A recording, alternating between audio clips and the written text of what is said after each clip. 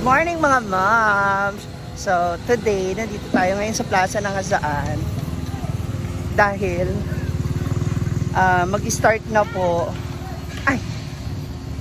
mag-start na po ang 77th araw ng Hazaan. So I am thinking and I'm planning na gumawa ng booth or kumuha ako ng booth na pwedeng magtayo tayo ng tinda.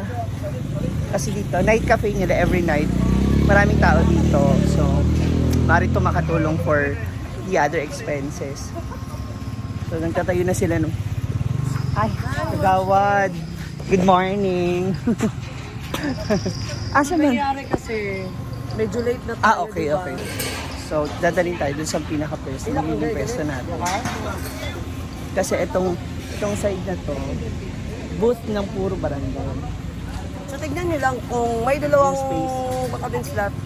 Pero, tignan nyo lang kung ano ba, kanang Kasi para malaman ko kung kailangan pang lakihan. hindi, kung ano yung mga kailangan ko ilagay. Sige. Possibility. Samahan ka niya. Thank you po. Ito ang banda. Oo, kasi hindi daw pwede doon eh. Sa gitna. So, maglagay ka na lang din ng speaker mo doon. Pero, malakas Okay lang naman naman yung sound kasi may mga music naman na. Oo. Thank you. Nahuli pala kayo? No, actually ako late na ako sabi kay Raymar kasi hindi ko naman alam kung saan pwedeng mag-inquire. So, kaya hindi ako nakasama doon sa bunutan. Tama ba? Oo, bunutan para magkaroon ng pwesto. So, anyway, meron pa. Ilan po ba ang 1920 daw is that. Sabi ko nga dito. okay. Hindi, I mean, ilang...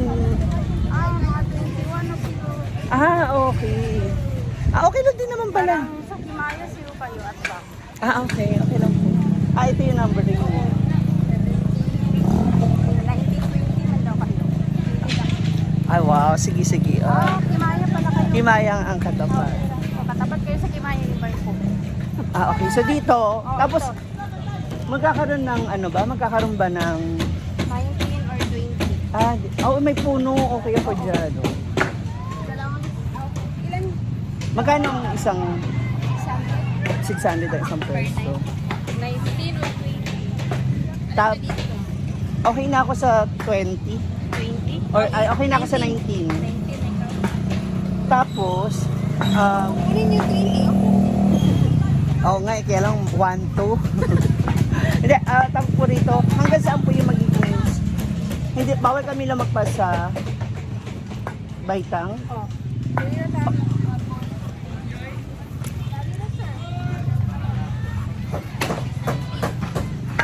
Okay. Okay na rin siguro.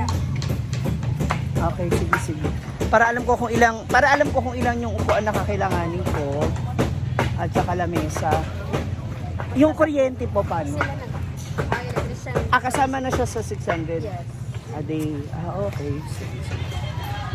So itong hilera na bongga. Tapos nandito tayo sa bungad.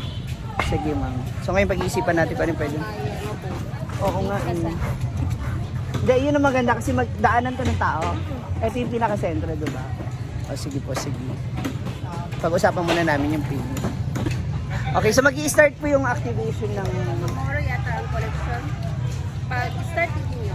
Okay. I mean, tawag dito, Hindi na ngayon from mag-start. morning until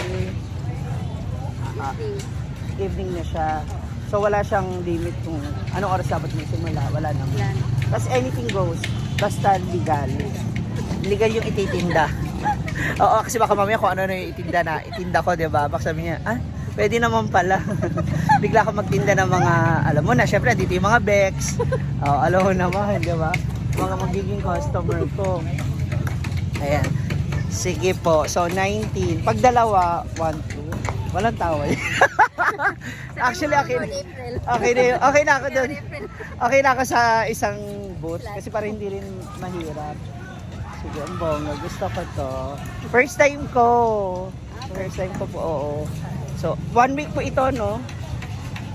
So, 3,000. Pwede siya isang bayaran lang yung ano. Para at least din na araw-araw mag-ano. Sige. Pero tingnan ko muna yung budget natin.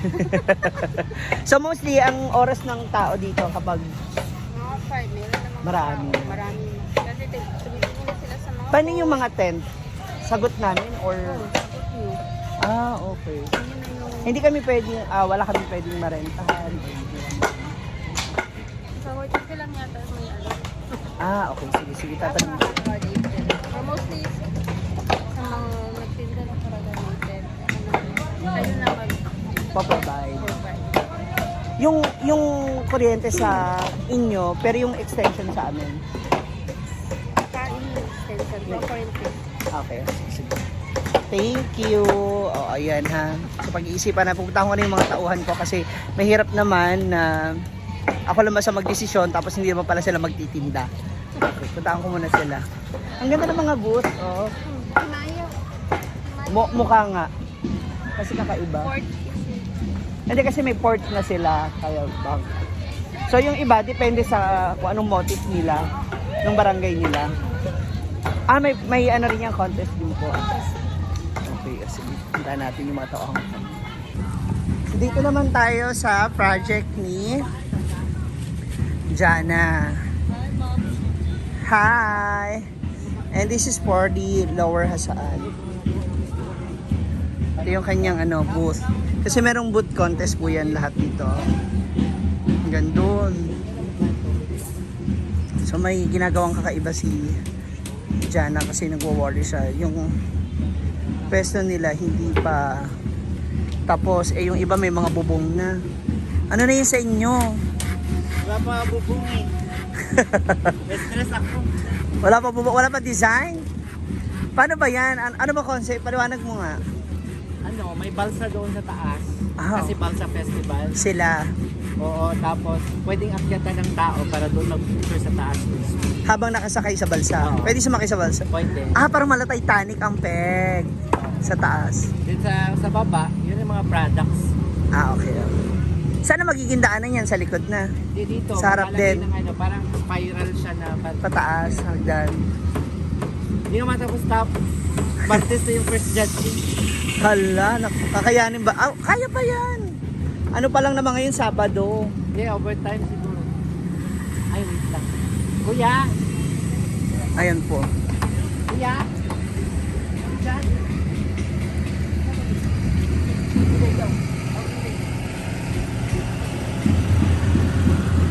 Hi po. Hi, ma'am.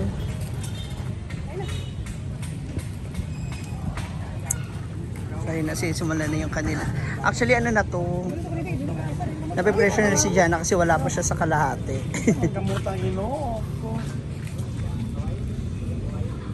Nandun na rin pala yung banda kasi meron pong banda rito. So mamaya nandun yung kanilang sound system. Ayun, saan sila magtutugtugan. So from here, ito yung aking pwesto.